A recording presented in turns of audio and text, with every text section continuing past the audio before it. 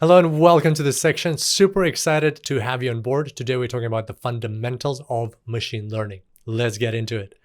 All right, so we have already discussed this image that artificial intelligence includes machine learning, which includes deep learning, which includes generative AI. Let's talk about this a little bit more. So inside artificial intelligence, but outside of machine learning, we have algorithms that have explicit instructions, like they are intelligent in the sense that they have quite a sophisticated algorithm, but they don't learn on their own. They have been pre-programmed with what's called heuristics in order what to do in certain situations. For one of those examples is Deep Blue, which was a chess program that beat Garry Kasparov. Was the first chess program to beat the world champion, the human world champion in chess.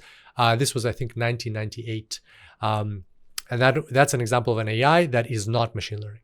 Now, in the realm of machine learning that is not deep learning, we have lots of different models, such as linear regression. They learn from observations, but they don't have a neural network within them. They have a model, an algorithm that's coded on how it should learn, like the steps to learning, and it does need to learn from data. It does learn from data, but there is no neural network. Now, deep learning is when there's a neural network that is actually learning. So it's a more sophisticated way of learning. And here an example is a self-driving car. And then in generative AI, we have an example of ChatGPT, which creates new data. So it uses a neural network, but not just to learn, it learns, but is also able to create new data, which is like human-like data. So that is what machine learning is. Now let's talk about how do machines learn. So we're going to be talking about this circle in today's tutorial, which is the general machine learning, which also includes deep learning and generative AI, but is not limited to deep learning. So let's see, how do machines learn? First, you need to train the model. So you take data with lots and lots of observations, the more, the better usually. And in this case, it might be customers, it might be customers of your store, or might be patients of a clinic. It doesn't have to be human observations. It could be machine maintenance observations, or like a natural phenomena observations, whatever your data input is. And then you feed it to your algorithm. You need to select the algorithm that you will be training. That's the job of the data scientist, to select that algorithm, which model is appropriate for this use case. And then through lots and lots of observations, it will finally be trained. It will have learned the patterns of this input data.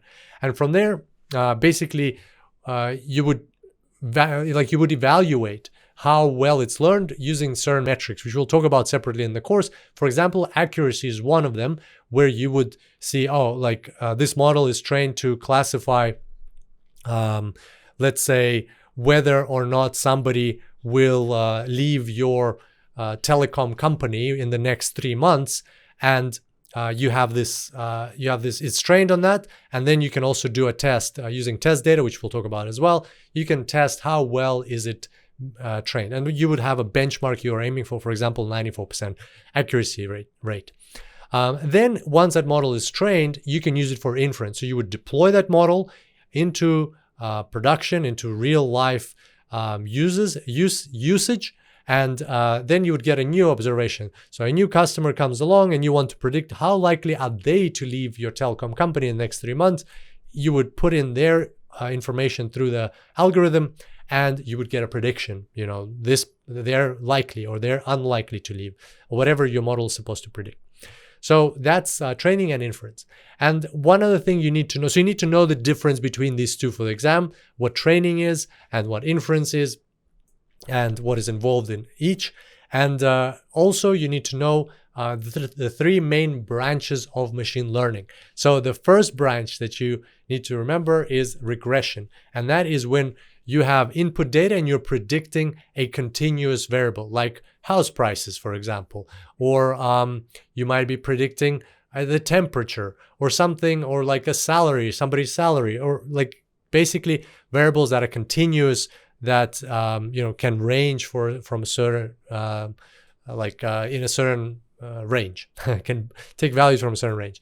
Classification is when you're predicting a categorical variable, like a yes, no, or benign tumor, malignant tumor in medicine. Or it could be 3. For example, you're predicting, is this image an apple, an orange, or a pear? or it could be predicting lots of different like lots of different images, like horses and houses and so on. But that's still all classification, because it's not a range of value. It's not a dollar amount. It's not a weight. It's not a temperature. It's an A, B, C, D, or E kind of situation. That's classification. And then clustering is when you don't really have the answer that you need to predict. You're basically saying, I have this data. Can you find groups or clusters inside this data for me? So you have lots of observations, but no specific value that you want to predict. You just want to see how these observations are grouped together. That's also a very important use case of machine learning in the real world, where you are able, for example, you have lots of customers, but you don't know how to put them into separate groups so that you can send your marketing campaigns to these groups because they have similarities within each group. So that's where clustering would help you out. Here's a quick summary of what we discussed, and I look forward to seeing you back here next time. Until then, enjoy the cloud.